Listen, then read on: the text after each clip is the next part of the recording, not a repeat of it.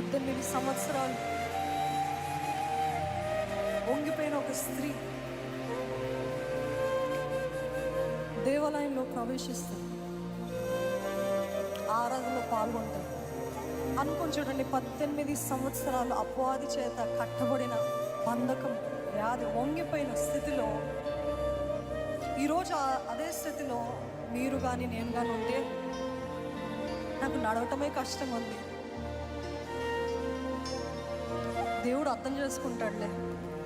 God will understand my situation, he will understand. ఇదిగో నాకు ఇంట్లో ఎన్ని పనులు ఉన్నాయి, దేవుడు అర్థం చేసుకుంటాడు. ఇదిగో నాకు ఉద్యోగం ఉంది, నేను ఎంత ప్రయత్నించినా వాళ్ళు నాకు ఇవ్వట్లేదు, దేవుడు అర్థం చేసుకుంటాడులే. దేవుడు అర్థం చేసుకుంటాడు. నేను వెళ్ళకపోయినా పర్వాలేదు, లైవ్లో చూసుకుంటా. నేను వెళ్ళకపోయినా పర్వాలేదు, దేవుని సన్నిధిలో ఇట్స్ ఆల్ రైట్ అని మనల్ని మనము సమర్థించుకుంటూ మన పనులని మనము వెనకేసుకుంటూ వస్తుంటాం. కానీ ఈ స్త్రీ 18 సంవత్సరాలు వంగిపోయి కూడా దేవాలయంలో ప్రవేశించింది. ఆ రోజు ఎవరున్నారు తెలుసా? ఎవరున్నారండి? ఎవరున్నారండి? గట్టిగా చెప్పండి, ఎవరున్నారండి?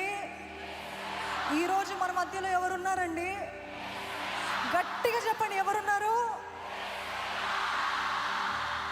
ఒక చక్కటి మాట ఉంటుంది, ఏంటి తెలుసా?